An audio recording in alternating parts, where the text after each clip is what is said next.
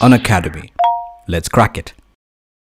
Hello दोस्तों, हम हैं आपके साथ अनअकैडमी यूपीएससी पर और आज मेरे साथ एक बहुत खास गेस्ट है दोस्तों। यहाँ पर हिंदी माध्यम की टॉपर ऋचा रत्नम। जी हाँ, ऋचा रत्नम हमारे साथ हैं। रैंक 274, किसी परिचय के मोहताज नहीं, अपनी सफलताओं को वो दिखा चुकी है दुनिया को। और आज हमसे बात करेंगी आखिर क्या समस्याएं आई उनके प्रीवियस अटेम्प्ट में और क्या इस बार अच्छा किया, इसका वो सफल हुई।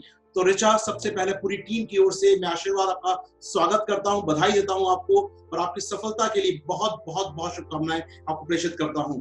ऋचा, सबसे पहले पहला रिएक्शन क्या था सफलता के बाद? पहला रिएक्शन सफलता के बाद ऋचा? सर, जब मैंने देखा कि उस पीडीएफ में मेरा नाम है तो मैं बहुत खुश हुई। और चूंकि मेरी फैमिली यहीं पे है तो हम सब काफी खुश हुए, सब एक दूसरे के गले मिले और इट वाज लाइक कि फाइनली मैं इस पीडीएफ में हूँ। तो वो जो मेहनत है वो काफी कुछ हद तक लगा कि सफल हो गई। ऋचा, बहुत अच्छी बात, मतलब दिल से खुशी होती है। एक तो लड़कियों का सिलेक्शन बहुत अच्छा लगता है, बच्ची आगे बढ़ती हैं, और दूसरा हिंदी माध्यम से कोई आता है तो मुझे और पर्सनली बहुत खुशी होती है। बहुत स्ट्रगल चल रहा है पिछले कुछ सालों से हिंदी माध्यम में। दोस्तों, बताओ आपको ऋचा के बारे में। ऋचा का 5th अटेम्प्ट था। इससे प्रीवियस अटेम्प्ट में उन्होंने मेंस लिखा था, इंटरव्यू कॉल नहीं आया। इस बार इंटरव्यू आया कॉल और निश्चित तौर पर अच्छी सफलता मिली है। उनका ऑप्शनल हिस्ट्री रहा है और उन्होंने बैकग्राउंड में अपनी इंजीनियरिंग कर रखी है। तो बात करेंगे ऋचा से पूरे स्ट्रगल पर, उनके पूरी संघर्ष पर और सफलता पर भी। तो ऋचा, पहला सवाल मेरी तरफ से, कब विचार आया तैयारी शुरू करने का? पहली बार विचार कब आया तैयारी शुरू की जाए, आईएएस बनना है? सर, एक्चुअली मैं सिवान बिहार से हूँ और एक छोटी उम्र में ही जो सिविल सेवा है उसके प्रति आकर्षण जो है वो मेरे मन में था। लेकिन सीरियसली मैंने तैयारी करने के बारे में, जब मैंने अपनी इंजीनियरिंग कंप्लीट की उसके बारे में सोचा, तो इस तरह से मैंने 2014 से अपनी तैयारी शुरू की। लेकिन इनिशियली चूंकि मैं काम भी कर रही थी और भी कुछ मेरी कमिटमेंट्स थी, जिसके कारण मैं बहुत कंटिन्यूअसली और बहुत कंसिस्टेंट होकर तैयारी नहीं कर पा रही थी। तो वो फिर 2016 के बाद से मैंने फाइनली बहुत सीरियस होकर और कंसिस्टेंटली इस एग्जाम की तैयारी शुरू की। 14 के बाद तैयारी शुरू की ऋचा। आपने सबसे पहला कदम, बच्चा पूछता हूँ कि पहला कदम क्या किया? मतलब क्या कोई टॉपर का इंटरव्यू देखा, क्या किसी कोचिंग में जाके बात की, क्या सिलेबस देखा, क्या किया पहले दिन? मतलब यार, अब मैं तैयारी शुरू करना चाहती हूँ, ये काम करना है, पहले क्या किया सबसे पहले ऋचा? सर, मुझे याद है कि मैंने सबसे पहले सिलेबस ही देखा था, क्योंकि 2013 में यूपीएससी का सिलेबस चेंज हुआ था। उसके पहले 2 ऑप्शनल होते थे और फिर एक ऑप्शनल, और जीएस में 4 पेपर ऐड हुए थे।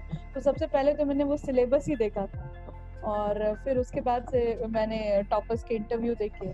और कोचिंग में तो मैं काफी बाद में गई हूँ।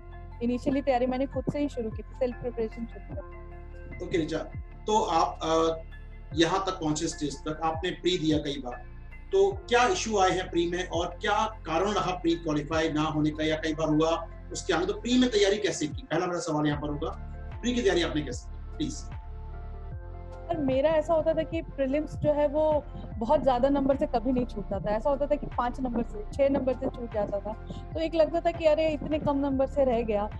तो मैं क्योंकि मैंने जैसे आपको बताया कि मैं बहुत कंसिस्टेंट होकर तैयारी नहीं कर पा रही थी अपने कमिटमेंट्स के कारण, तो मुझे लगा कि ये जो 5 नंबर 6 नंबर से मेरा रह जा रहा है, तो सबसे पहले कि मैं इस तैयारी में पूरी तरह से अपने आप को इन्वॉल्व करूँ। तो मैंने वहां से शुरू किया और फिर प्रीलिम्स जो है सर, वो मुझे लगता है कि मुझे लगता है यूपीएससी एग्जाम का सबसे ट्रिकीएस्ट पार्ट है, क्योंकि आप आपके पास, आपको लगता है कि अरे मतलब आप एलिमिनेट ही हो जाते हो पूरी तरीके से एग्जाम में। आपकी तैयारी जो है वो उस तरह से नहीं मुकम्मल हो पाती है। तो मैंने जब बाद में जब मैंने 2016 से सीरियसली तैयारी करना शुरू किया, तो मैंने प्रीलिम्स और मेंस को इंटीग्रेटेड वे में पढ़ना शुरू किया। और जो एनालिसिस होता है सर, तो मैंने अपनी जो गलतियां की थी उसका एनालिसिस बहुत किया, क्योंकि जब आप बहुत कम नंबर से रह जाते हो तो आपको एनालिसिस करना होता है कि क्या रह गया, क्या छूट गया, क्या कमियां थी, और फिर मैंने उसको एड्रेस किया। तो आपने क्या आइडेंटिफाई किया? आखिर आपका जब प्री नहीं निकला तो क्या गलतियां हुई थी जो कॉमन मिस्टेक बच्चों से होती है, जो आपसे भी होंगी? आखिर वो क्या रीजन थे? सर, सबसे बड़ा रीजन ये था कि मैंने अटेम्प्ट्स कभी भी मुझे नहीं ध्यान में, कभी भी 100 क्वेश्चंस नहीं अटेम्प्ट किए थे। मैं हमेशा एक्यूरेसी पे जाती थी कि मेरे को 80 क्वेश्चंस, 82 क्वेश्चंस, इतने 85 मैक्सिमम होगा। तो उसमें क्या होता था कि सर, कई बार ऐसा होता था कि मुझे लगता था कि ये ऑप्शन सही होगा, पर मैं चूंकि 100% श्योर नहीं होती थी, तो मैं उस ऑप्शन को टिक नहीं करती थी, और ऐसे मेरे 4-5 क्वेश्चंस रह जाते थे, मैं घर आके मिलाती थी और मुझे लगता था कि अरे मैंने इसको टिक कर दिया होता, क्यों नहीं किया। मतलब वो होता है ना कि डबल थॉट चलती रहती है कि करना है नहीं करना है, और उसमें मैं नहीं करना है करती थी। तो वो एक चीज थी जो मैंने काफी इम्प्रूव किया उस गलती को। तो रिचा, इम्प्रूव करने के लिए क्या किया? मतलब सीधी बात है, नहीं होने और होने में जो अंतराल है वो इम्प्रूव करना, तो इम्प्रूव करने के लिए क्या किया एग्जैक्टली? सर मैंने सबसे पहले जो मॉक टेस्ट है उसको देना शुरू किया, और मॉक टेस्ट मैं मोस्टली ऑनलाइन ही देती थी, और उसमें मैं अपनी हर रोज जब दे देती थी पेपर, तो उसके बाद से मैं अपनी गलतियां एनालिसिस करती थी कि मैं उसको कैटेगराइज करती थी कि अच्छा ये क्वेश्चन ये मैं 100% श्योर थी, ये क्वेश्चन है जिसमें मुझे 2 ऑप्शंस एलिमिनेट कर पाती थी, 2 ऑप्शंस में मुझे लगता था कि मतलब टाई है, और एक कैटेगरी हुई कि जो आपको बिल्कुल भी नहीं पता। तो मैंने जो बिल्कुल भी नहीं पता होते, जो वाइल्ड गेस के क्वेश्चंस होते थे, मैं उनको टच ही नहीं करती थी, और वो जो 50-50 वाला होता था, मैंने उसमें अपने आप को और इम्प्रूव किया, वो एनालिसिस करके और रेगुलर प्रैक्टिस करके। सो दैट मींस असफलता और सफलता में अंतर था मॉक टेस्ट का, मतलब और उसका एनालिसिस, पर्सनली एनालिसिस करना। तो रिचा मुझे बताओ, मॉक टेस्ट से ज्यादा उसके एनालिसिस का। ओके, एनालिसिस करना। एक बच्चों को बहुत कॉमन सवाल एज अ टीचर हमारे पास आता है कि सर जो टेस्ट सीरीज होती हैं ये इनको याद करना है, इनके ऑप्शंस को याद कर लेना है, या सिर्फ टेस्ट प्रैक्टिस के लिए देके देखना है? तो आपका नजरिया क्या था इस पर कि याद कर लो 1500 क्वेश्चन, 2000 क्वेश्चन याद कर लो, या एनालिसिस करो? 1500-2000 क्वेश्चंस तो आप बिल्कुल नहीं याद कर सकते हैं, और मुझे ऐसा लगता है कि अगर 100 सवाल हम देखें तो उसमें करीबन 60-65 सवाल ऐसे होते हैं जो बेसिक बुक पढ़ने से आपके सॉल्व हो जाते हैं प्रीलिम्स में। तो मैं मोस्टली वैसे क्वेश्चंस जो मुझे लगता था कि करंट अफेयर सेक्शन के हैं, और मुझे लगता था कि ये एक एरिया है जहाँ से आ सकता है, जो जॉनर है जहाँ से क्वेश्चन आने के चांसेस हैं इस बार प्रीलिम्स में, तो मैं वैसे क्वेश्चंस को जरूर एक अलग से पीडीएफ बना के और फिर उनको मैं रिवाइज किया करती थी। और मैं हर क्वेश्चन तो सर आप याद नहीं कर सकते, क्वेश्चंस आप याद नहीं कर सकते। तो दैट मींस कि आप टेस्ट सीरीज दीजिए, अपनी एक्यूरेसी चेक कीजिए और एनालिसिस की गलतियां कहां की, एक मोटा-मोटा बात। बिल्कुल। ओके, और तो करंट अफेयर्स को, yes please, yes please. Yes sir, कि करंट अफेयर्स को improve। ओके, अच्छा, एक बहुत बड़ी समस्या बच्चों के साथ आती है, सर तैयारी कब से शुरू करें? मई मान लीजिए एग्जाम है, तो कब से प्री पर फोकस हो जाए? कितना समय देना चाहिए प्री के लिए? मतलब और मुझे लगता है कि मतलब आप अगर पढ़ना शुरू करते हैं, जैसे जैसे बैचेस शुरू होते हैं कि अगस्त सितंबर से बच्चे जो हैं वो अपनी तैयारी सिविल सर्विसेज की शुरू करते हैं, तो मुझे लगता है कि जब आप इंटीग्रेटेड पढ़ाई करते हैं तो मार्च के बाद से आपको प्रीलिम्स पे ही फोकस कर देना चाहिए। मार्च, अप्रैल और मई, जैसे उसमें 90 दिन का जो टाइमलाइन होता है वो आपको सोनली प्रीलिम्स पे फोकस होना चाहिए। Okay Richa, what about books for pre और मेंस की अगर मैं बात करूं, तो कोई बुक्स लाइन थी आपके पास? बहुत सारी बुक पढ़ी, या कम बुक को कई बार पढ़ा, या बहुत सारा कंटेंट इकट्ठा कर लिया कि अब पढ़ेंगे सबको बैठकर? तो क्या हुआ एग्जैक्टली बुक्स के बारे में?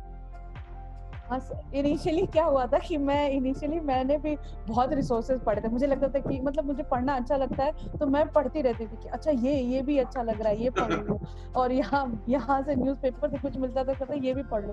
तो वो जो एक गलती थी मेरी, मुझे लगता था कि मैं बहुत फैल रही हूँ, उसको मैंने 2016 के बाद कम करना शुरू किया। और मैंने मतलब जैसे कि पॉलिटी है, तो मुझे लगता है पॉलिटी के लिए लक्ष्मीकांत इज एनफ। आप उसको मल्टीपल टाइम रिवीजन कीजिए, क्योंकि अब जैसे क्वेश्चंस आ रहे हैं, अब तो लक्ष्मीकांत में से भी आपको इस तरीके को कि राइट टू प्राइवेसी किस फंडामेंटल राइट का हिस्सा है, तो इस तरीके के क्वेश्चंस आ रहे हैं, तो वो जितना लक्ष्मीकांत पढ़ेंगे और कॉन्सेप्ट डेवलप करेंगे और जितनी अंडरस्टैंडिंग होगी, वो उसके हिसाब से आप वो क्वेश्चन सॉल्व कर पाएंगे। डायरेक्टली फैक्चुअल तो क्वेश्चंस अब वैसे भी नहीं पूछे जा रहे हैं प्रीलिम्स में, तो मुझे लगता है कि मल्टीपल सोर्सेज की जगह आप बेसिक बुक्स पे स्टिक करिए और उनका मल्टीपल टाइम रिवीजन करिए। लगातार टॉपर से बात होती है, कहते हैं सर एक सोर्स को मल्टीपल टाइम पढ़ा जाए, तो स्टूडेंट्स अगर सुन रहे हैं रिचा को, तो ये बात फिर प्रूव होती है, ये फाइनली बात फॉर्मूला फिट हो गया है कि एक सोर्स को कई बार पढ़ना है लोगों को। ठीक है दोस्तों, फिर से रिचा से पूछते हैं, रिचा ये बात सही है मतलब हमारे लिए एक सोर्स को कई बार पढ़ना है, तो वो सोर्स कौन कौन से बता दीजिए? आपने कौन कौन सोर्स, एक जो सोर्स मल्टीपल टाइम पढ़ा, वो कौन कौन सोर्स थे? जैसे पॉलिटी के लिए मैंने लक्ष्मीकांत है वो पढ़ी थी, और ज्योग्राफी के लिए आप एनसीईआरटीज पढ़ते हो। इसके अलावा मृणाल सर ने जो ज्योग्राफी के लेक्चर्स अपलोड किए हुए हैं यूट्यूब पे, मैंने वो देखा था। और सर हिस्ट्री, चूंकि मेरा ऑप्शनल था, तो हिस्ट्री के लिए मुझे बहुत अलग से प्रिपेयर नहीं करना पड़ा, जो मैंने ऑप्शनल के लिए पढ़ा था वही हिस्ट्री के लिए पढ़ा था। आर्ट एंड कल्चर के लिए नितिन संघानिया सर की बुक इनफ है मेरे हिसाब से। उसे सेलेक्टिव स्टडी ही करनी है, और थोड़ा बहुत आप वेबसाइट से जाके पढ़ सकते हैं, ऑनलाइन सोर्सेज से। इसके अलावा sir science and technology, environment ecology के लिए जैसे शंकर आईएएस की बुक इनफ है, और साइंस एंड टेक्नोलॉजी के लिए एनसीईआरटी की बेसिक बुक्स, और इसके अलावा जो करंट इवेंट्स हो रहे हैं आप चाहे तो उनके वीडियोस देख लीजिए। जैसे कि फॉर एग्जांपल मैं ग्रेविटेशनल वेव या ऐसा कुछ भी CERN वगैरह के मैं वीडियोस देख लिया करती हूं, तो ये आप कर सकते हैं। तो अच्छा, आप एक जो आप बता रहे हैं मुझे, एक जो विवाद होता है बच्चों में, सर हिंदी माध्यम के हम लोग हैं और हिंदी में अच्छा कंटेंट नहीं है उपलब्ध, हर कोई कहता है सर हिंदी में नहीं है, तो क्या फाइट रही आपके लिए कि सर कंटेंट को क्या सीखें? हमेशा बच्चों को बोलता हूँ कंटेंट अगर हिंदी में अच्छा मिल जाएगा तो उससे सिलेक्शन बढ़ जाएगा हिंदी माध्यम में। तो आपका मानना क्या है इस बारे में, कंटेंट की कमी है या यूपीएससी कुछ गलतियां करता है? सर मेरे हिसाब से जो मैंने अपनी तैयारी में सीखा है और जितना मेरा अनुभव है, मुझे भी लगता है कि कहीं ना कहीं हिंदी माध्यम में गुणवत्तापूर्ण कंटेंट की कमी है। हालांकि कोचिंग इंस्टीट्यूट्स जरूर ट्राई कर रहे हैं, जैसे कि बहुत से कोचिंग इंस्टीट्यूट्स द हिंदू के एडिटोरियल या आर्टिकल्स वगैरह का अनुवाद करते हैं, लेकिन मुझे लगता है सर कि अभी उनकी संख्या कम है और अधिक करने की जरूरत है। और मुझे अपनी तैयारी के दौरान ये काफी महसूस हुआ था कि एक होता है कि आप एक सिलेबस को लेंथ वाइज कवर करिए, और एक होता है कि आप सिलेबस में थोड़ा डेप्थ में जाइए, तो आपको अपनी कंटेंट जो है उसको उसकी क्वालिटी काफी इम्प्रूव करनी है।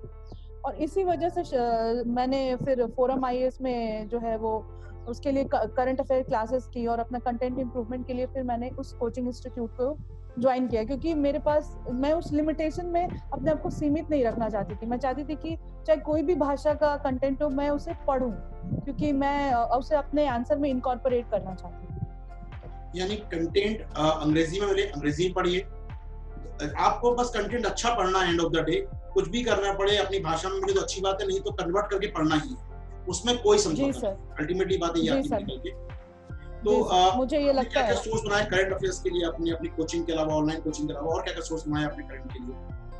सर मैं द हिंदू पेपर पढ़ती थी डेली, और इसके अलावा जैसे कभी कभी मुझे लगता था कि लाइव मिनट के कुछ आर्टिकल्स बहुत अच्छे आते हैं, या इंडियन एक्सप्रेस में जैसे एक्सप्लेन्ड आता है उसका, तो इंडियन एक्सप्रेस का एक्सप्लेन बहुत अच्छा आता है किसी भी इशू पे। जैसे फॉर एग्जांपल जैसे अनुराधा भसीन केस था, उसमें एक्सप्लेन बहुत अच्छा आया था।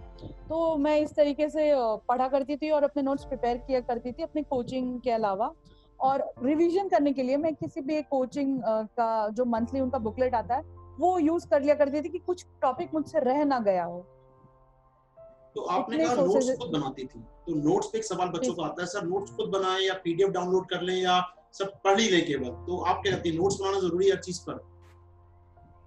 मुझे लगता है कि नोट्स बनाना जरूरी है, स्पेशली हिंदी माध्यम के लिए, क्योंकि इंग्लिश मीडियम में तो फिर भी ये प्रिविलेज है कि आपको अच्छा कंटेंट मिल जाएगा। हमें तो सर बनाना ही पड़ेगा नोट्स अपने हिसाब से, अपनी भाषा में, क्योंकि मैं द हिंदू अगर इंग्लिश में पढ़ रही हूँ और अगर मैंने उसके हिंदी अनुवाद करके उसका हिंदी शब्द नहीं लिखा तो वो एग्जाम के दिन मैं कैसे लिख पाऊंगी। तो मुझे लगता है नोट्स बनाना बहुत इम्पोर्टेंट है, इस तैयारी का बहुत इम्पोर्टेंट हिस्सा है। बहुत डिलेमा होता है बच्चों के सामने, सर नोट्स क्या मतलब शॉर्ट नोट्स बनाएं, केवल पॉइंट्स में लिख लें या अनुवाद करके लिखें उसका, मतलब थोड़ा सा रिचर्ड डाल दो उसमें प्रकाश, क्योंकि जरूरी है, बच्चे आपको सुन रहे हैं, हजारों बच्चे सुनेंगे हिंदी वाले, तो क्या कहते हैं इस बारे में? मुझे लगता है कि जैसे आपको, अगर आपको लगता है कि आपको लाइन बाय लाइन अनुवाद करने की जरूरत नहीं है, मैं ऐसा करती थी कि मैं जैसे मैंने कुछ पढ़ा तो मैं उसके बुलेट्स जो है वो प्रिपेयर कर लेती थी।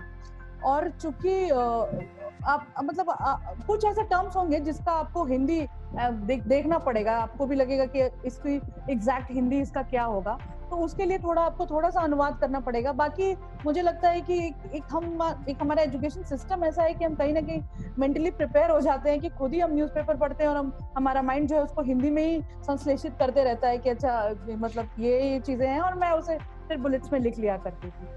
बहुत बढ़िया।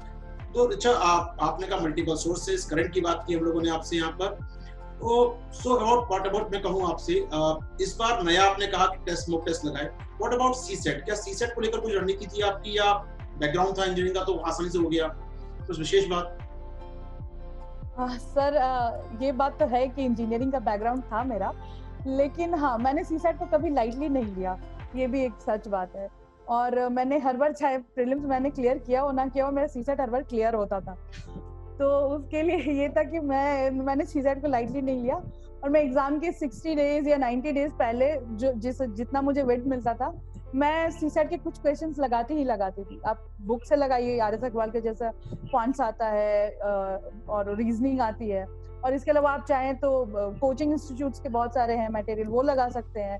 और सीसेट के जो प्रीवियस ईयर के पेपर्स है वो जरूर लगाना चाहिए मेरे हिसाब से। एग्जाम के पहले वो बहुत इंपॉर्टेंट होता है लगाना, तो मैं लगाती थी सर।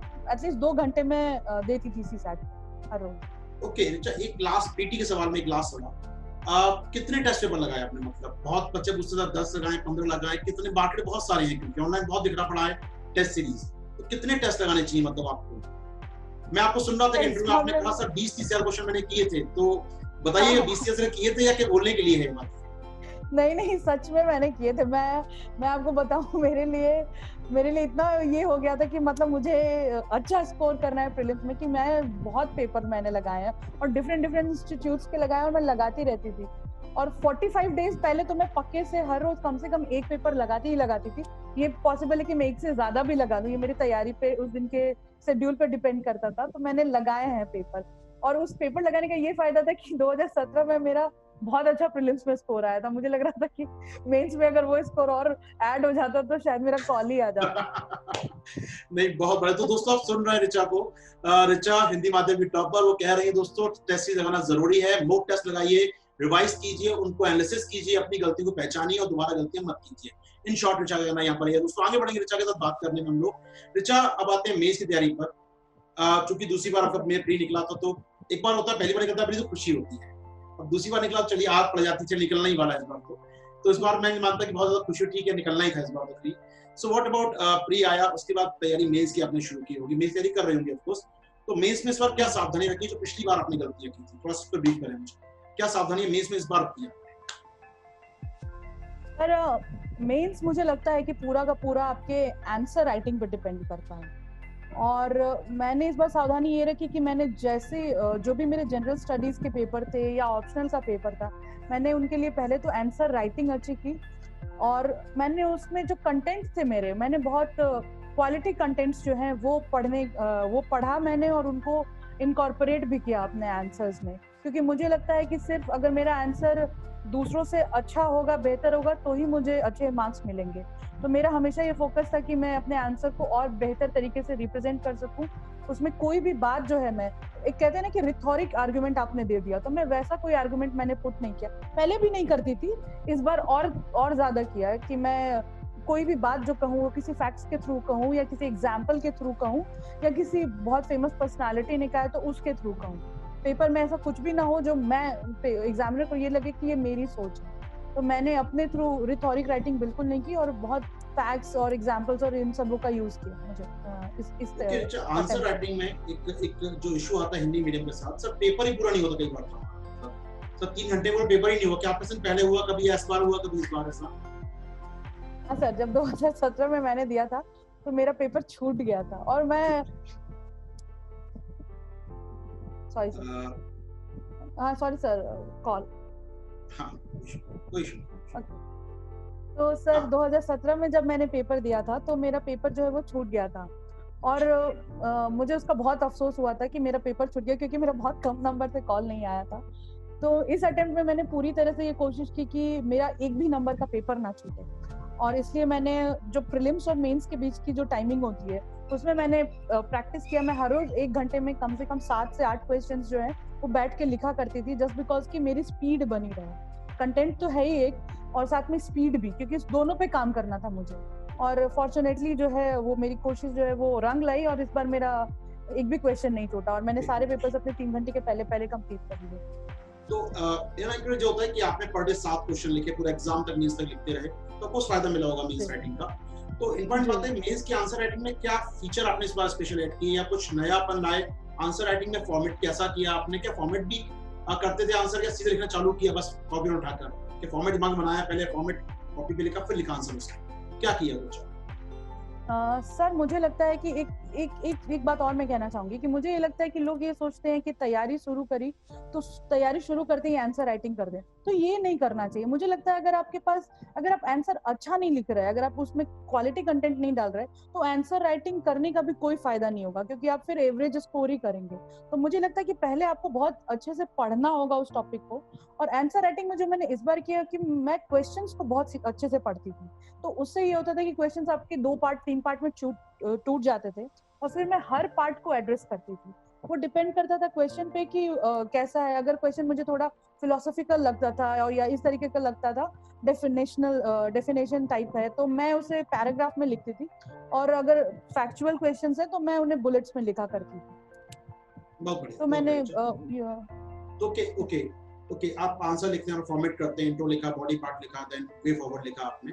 तो आपका अनुभव क्या रहा आपके आंसर का? आपने एंड बहुत अच्छे पूछते थे, वे फॉरवर्ड क्या लिखे हम लोग, अपना लिखे मन से कुछ या कुछ एक्स्ट्रा लिखे, तो क्या होता है आपका वे फॉरवर्ड?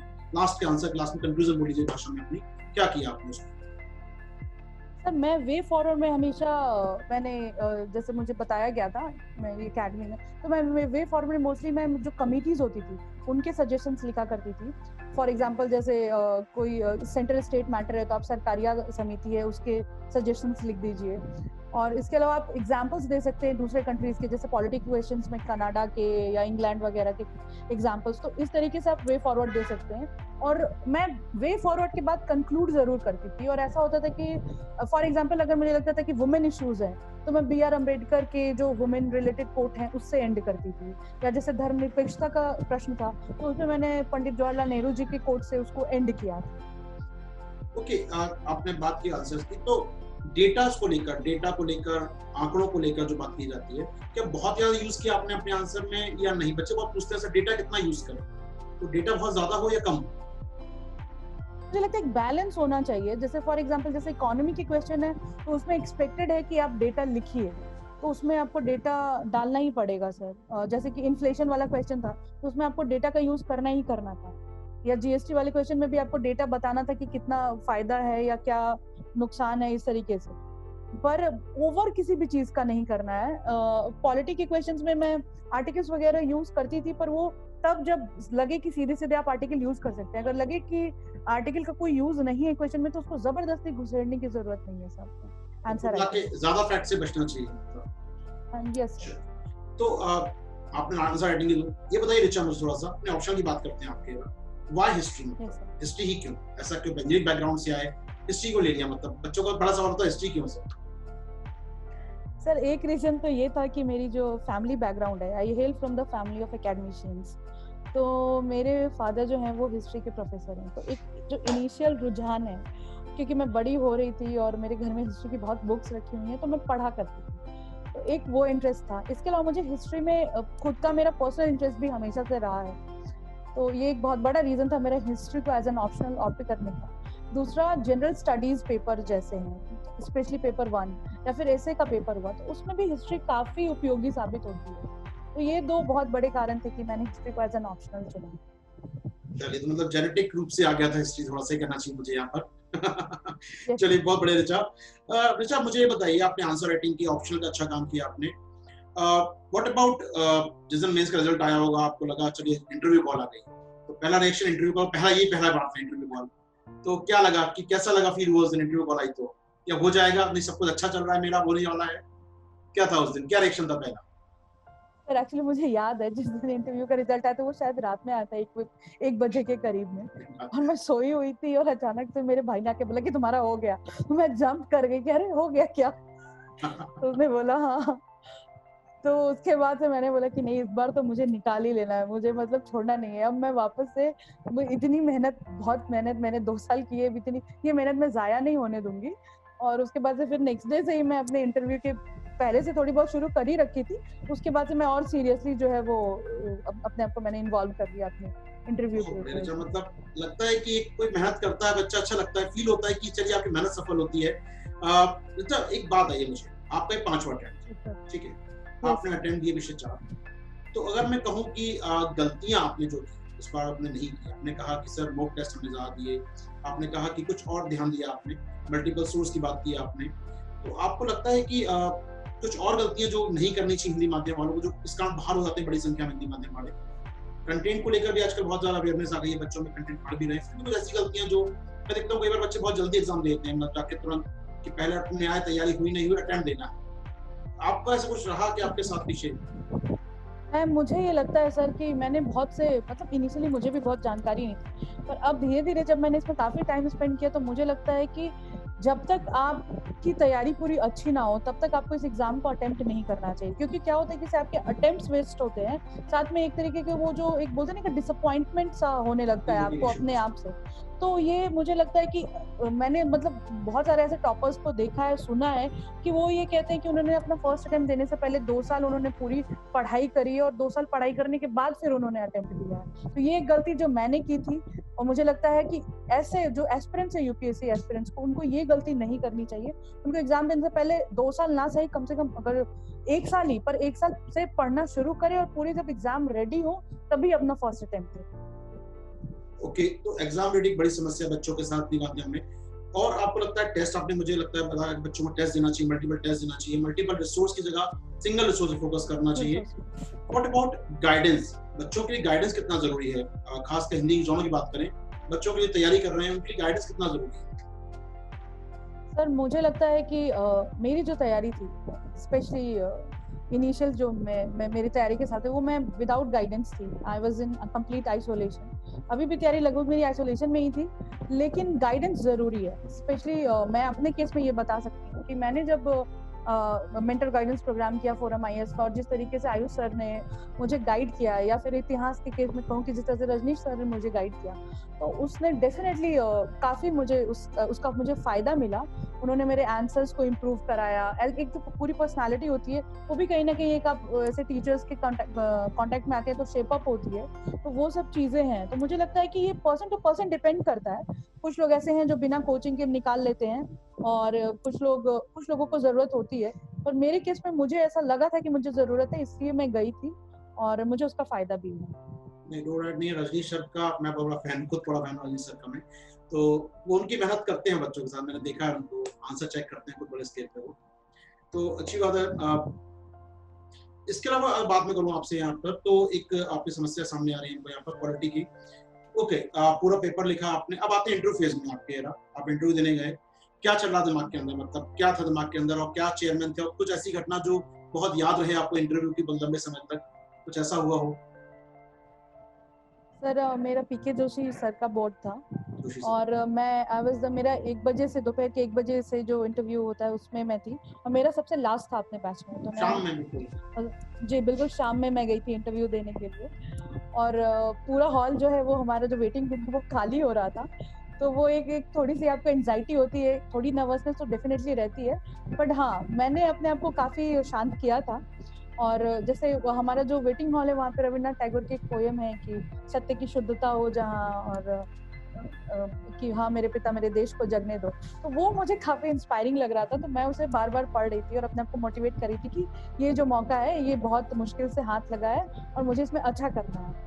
और फिर जब मैं बोर्ड में गई तो बोर्ड बहुत सहयोगी था, और अच्छे से उन्होंने जो भी क्वेश्चंस थे वो डैफ से रिलेटेड या फिर मेरे एजुकेशनल बैकग्राउंड से या इस तरीके से ही पूछे। और जो सबसे यादगार मुझे लगता है वो ये था कि मैम ने मुझसे पूछा कि मेरी हॉबी थी कि मैं टेनिस देखती हूँ, तो उन्होंने पूछा तुम देखती क्यों हो, खेलती क्यों नहीं हो? तो बिकॉज मेरा वेट भी है थोड़ा, तो मुझे इतनी हंसी आई। मैंने कहा अगर मैम उस तरह के, अगर मैंने गलती से भी लिखा होता कि मैं टेनिस खेलती हूँ तो वो शायद कभी सूट नहीं करता। तो वो एक मुझे बहुत इंटरेस्टिंग, और सभी हंसने लग गए थे जब उन्होंने पूछा कि देखती क्यों, खेलती क्यों नहीं हो। इट वाज लाइक कि वो कह रही है कि मतलब खेलो। ठीक है, वो लाइट मोमेंट्स होते हैं, उनको एग्जामिनर आप जानते भी हैं, वो थोड़ा सा लाइट मूड करना चाहते हैं इंटरव्यू का। सो रिचा, इंटरव्यू आपका अच्छा गया, ऐसी घटना कुछ की जो गलतियां इंटरव्यू में की हो या जवाब नहीं दे पाए? मैं हमेशा बच्चों से बात करता हूँ कि इंटरव्यू में सारे आंसर देना जरूरी है या इंटरव्यू में अपने आप को कूल एंड काम रखना जरूरी है। ये एक बहुत डिबेट रहता है, सर मेरा आंसर खराब हो गया, मैं जवाब नहीं दे पाई 5-7 वहां पर, या मैं कोई टाइम कूल थी सर, नहीं आए कोई बात नहीं। तो ये आप क्या कैसे बैलेंस करेंगे इसको? ये सभी आंसर देना जरूरी है या शांत रहना वहां जरूरी है? मुझे ऐसा लगता है कि interview is your personality test, और वो पर्सनालिटी के जो ट्रेट्स जो सिलेबस में दे रखा है कि मेंटल अवेयरनेस और ये सब, वो वही सब चेक करते हैं क्वेश्चंस के माध्यम से। तो मुझे ऐसा लगता है कि सर सारे क्वेश्चंस के आंसर देना जरूरी बिल्कुल नहीं है, मैंने भी नहीं दिया था। बहुत सारे ऐसे क्वेश्चंस थे जो मुझे आते भी थे, तो उस टाइम पे एक थोड़ी नर्वसनेस ऐसी होती है कि आपको लगता है कि आप भूल रहे हो, तो वो मैंने भी नहीं दिया था। मुझे लगता है कि वहाँ पे आप काम कंपोज्ड हो। दूसरी चीज है कि आप बहुत अच्छे से अपने आंसर्स जो है वो प्रेजेंट कर पा रहे हैं, वही चीज वो देखेंगे। तो जरूरी नहीं है कि आपको सारे सवाल आए, और बिल्कुल इस बात पे, क्योंकि हमें भी नहीं पता कि कौन सी उनको पर्सनालिटी का ट्रेट जो है उन्हें वो दिख जाए आपके किस क्वेश्चन से। तो बिल्कुल मुझे लगता है कि इंटरव्यू देने के समय पे हमें जज नहीं करना चाहिए खुद को कि अच्छा मैं इंटरव्यू अच्छा दे रहा हूँ या इंटरव्यू में खराब दे रही हूँ। मुझे लगता है वो उस टाइम में, उस मोमेंट में सिर्फ आपको सिर्फ और सिर्फ अपने इंटरव्यू पे फोकस करना चाहिए, और बाकी मार्क्स उनके हाथ में है तो वो देंगे, तो अपने आप को जज मत करिए। तो रिचा कुछ क्वेश्चन शेयर करें इंटरव्यू के, मतलब बच्चे बहुत क्वेरीज होती है बच्चों से, कैसे क्वेश्चन पूछते हैं, क्या पूछते हैं, हम बोलते हैं बच्चे नहीं मानते, तो टॉपर्स कहेंगे बच्चे जल्दी मान लेते हैं, तो आपका अनुभव क्या रहा? कुछ ऐसे क्वेश्चन शेयर करिए जो बच्चे जान पाए कि ये क्वेश्चन भी आते हैं इस प्रकार के। मेरा नाम जो है वो थोड़ा यूनिक है, तो पहले मैं मॉक देती थी तो भी मेरे नाम से ही क्वेश्चन शुरू होते थे, और इसमें भी मेरे नाम से ही क्वेश्चन शुरू हुआ कि मतलब ऋचा रत्नम तो क्यों, आर यू साउथ इंडियन? और दूसरा कि स्पेलिंग ये क्यों है RHEECHA, नॉर्मली RICHA होती है। और इसके बाद से चूंकि मैं सिवान से हूँ, तो सिवान विगत सालों में काफी मशहूर रहा है due to some wrong reasons also. तो उन्होंने ये पूछा कि आपने सिवान से हैं तो वहाँ के बारे में कुछ बताइए।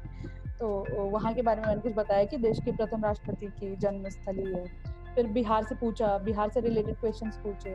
फिर मेरा ऑप्शनल था हिस्ट्री, तो हिस्ट्री में पूछा कि आपका फेवरेट हिस्टोरिकल फिगर कौन है, और मैंने बहुत बोला कि महात्मा गांधी। तो उन्होंने पूछा कि आपको नहीं लगता कि जाति व्यवस्था पे जो उनकी सोच है वो बहुत कंट्रोवर्शियल है?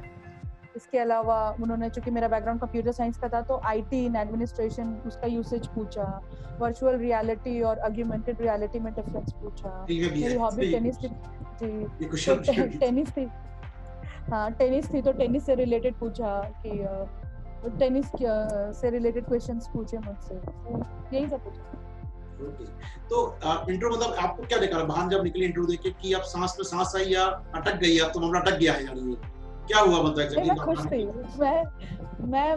मैं मुस्कुराते हुए ही गई थी, मैं मुस्कुराते हुए ही बाहर आई। और मैं बिल्कुल, मैं घर के बाहर गेट के निकली तो मेरे फैमिली जो है मेरा वेट करी थी, मैं फैमिली मेंबर्स, मैंने बोला कि हो गया, अच्छा हो गया, अब चलो निकला जाए धौलपुर हाउस से फटाफट यहाँ से बाहर। तो ऋचा, ये तो कहानी हुई आपके तैयारियों की, आपके प्रदर्शन की, उसका रिजल्ट आता है, ऑफ कोर्स पूरी फैमिली खुश होती है। तो ऋचा, मैं आप माइंड अप करना चाहूंगा इस चीज को, आपके इस शानदार जर्नी को आपकी। इंपॉर्टेंट बात है, आपने कहा बच्चों के लिए कि आप प्री मेंस इंटरव्यू तैयारी कर रहे हैं यहाँ पर, तो ऋचा कोई ऐसा मैसेज, कोई ऐसी चीज जो आप चाहती है बच्चे आगे ध्यान रखें इन बातों का, कोई ऐसा संदेश, कोई ऐसी बात कहना चाहते हो? बच्चे आज पूछते हैं ऑनलाइन तैयारी हो सकती है पूरी, मैं कहूँगा हाँ ऋचा हमारे साथ है जो ऑनलाइन तैयारी कर चुकी है, जो ऑनलाइन क्रैक कर चुकी है एग्जाम, तो क्या ऑनलाइन हो सकता है ये तैयारी? बिल्कुल बिल्कुल। और जैसे हम इतने डिफिकल्ट टाइम में, कोविड टाइम में रह रहे हैं, तो अब तो हर कुछ ही ऑनलाइन ही अवेलेबल है। और मैंने ऑनलाइन ही तैयारी की है, ये सही बात है, ऑफलाइन की जगह पे मैंने ऑनलाइन ही प्रिपरेशन करी है। और मुझे लगता है कि कोई समस्या नहीं है, बल्कि आपका और जो है आपके होराइजन जो है ऑनलाइन रिसोर्सेज है और बढ़ते ही बढ़ते हैं। दूसरी चीज है, मैं ये कहना चाहूंगी सबसे कि इस जो यूपीएससी एग्जाम है, ये बहुत डाइवर्स एग्जाम है, तो इसमें हर तरह के लोग जो हैं वो सेलेक्ट होते हैं। किसी का फर्स्ट अटेम्प्ट में क्लियर होता है, कोई मेरे जैसे होते हैं जिसका फिफ्थ अटेम्प्ट में क्लियर होता है, कोई IIT IIM बैकग्राउंड से आया है, कोई ऑक्सफोर्ड से पढ़ के आया है, कोई मेरे जैसे नॉर्मल बिल्कुल ऑर्डिनरी कॉलेज से पढ़ के आया है।